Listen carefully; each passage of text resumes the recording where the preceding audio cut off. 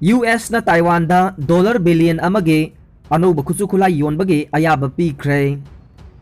Taiwan na China ki threat thengnaraba khongthang lakhulakhiba cherak asida US na Taiwan da $1 billion amagi senpham oigadaba advance oiraba air to ground missile yonbagi ayaba pikre haina official source amana phongdokle. US State Department ki maikaidagi hairibana Taiwan da AGM-84 HSLAM air missile precision guided air launch cruise missile amade marile na bakusu khulai yonbagi ayaba pikre. Masigi sumatakta MS-110 recognition 4 air recognition 6 amade M142 mobile light record launcher taramathoy punna $1 billion 1.8 ki senpham gi value oigadaba arm package ahum piri. SLAM air missile asina Taiwan gi darkar oiba sing adu mateng pangba ngambaga loinana makhal makha kaya gi akiba pirakpa lairiba thawong singbo thengnaba ngamgani. Loinana ahing nungthil naidana precision attack tawba ngambagi sakti laigani. Masi ground oiba yai natraga ocean gi surface to oiba yai natraga lengdaba target singda attack tawbagi sakti su selagani. Haukiba chayolda China na military exercise tawbagi video ama thadorakpada Taiwan da attack tawbagi namuna utkhi. Masida missile strike tawba amade ising amade kangphal animakta sizinaba yaba gari singda landing tawbagi saktam yaukhi. Taiwan na sahi kayagi matam asida US ki maikaidagi military gi mateng piduna lakle. Washington ki maikaidagi de Taiwan da kiba pirakpa leiriba thawong sing thengnanabagi damakta khusu khulai pibagi thawong sing chathaduna laklibani. Masi oiduna su US na Taiwan bo lalgi khusu khulai upgrade tawbagi apamba lay.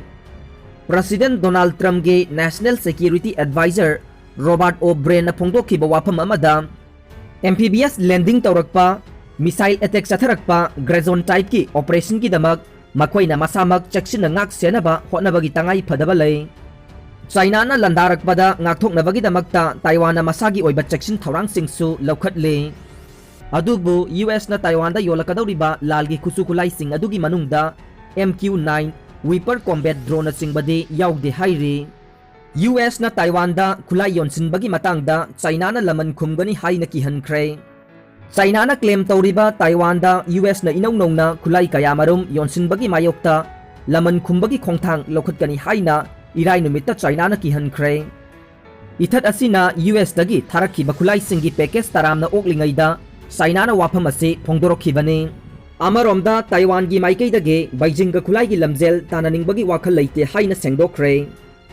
Khulai kaya yonsinduna amasung US ki senior official kaya na Taiwan da khongchat kaya pangthoktuna Trump administration na ithat asibu sogotpagi ahenba khongthang sing laukhatkhe. Amaromda khongthang sing asina Beijing amasung Washington gi marakta ungkhatnaba hengat hankhe. South China Sea, Hong Kong human rights amasung lalol itiki matangda laibak anigi marakta hanadagi ungkhatnaduna lakhibane. Beijing na democracy satpa Taiwan da China gi sovereignty yahannaba pressure pibasu hengatkhe. Handakta China gi fighter jet kayana mahuksadagi official di oidaba buffer amani haina lauduna lakhiba Taiwan state ki mayai thangba saruk phauba lansilaktuna ithat asida ahenba military pressure pinaba hotnakhe. Taiwan da $1 billion 1.8 ki khulai sing yonsinbagi wafam US administration na approve tawbagi matangda China gi foreign ministry gi spokesman Zhao Lijian na news briefing amada wangang laduna khulai yonbagi thawrang adu lepkadabani haikhi. Asumna khulai yonsinba asina China gi manunggi affairs ta sauna khut thingjelli amade leibak asigi sovereignty amasung security interest singda sauna sokhanbaga loinana Taiwan gi ningtambagi irang sagatpa pamba force singda yamna lanba signal amapi. Masida natana US China gi mari amasung Taiwan Strait ki tang taba phibamda sauna sokhali haina mahakna phongdokhi.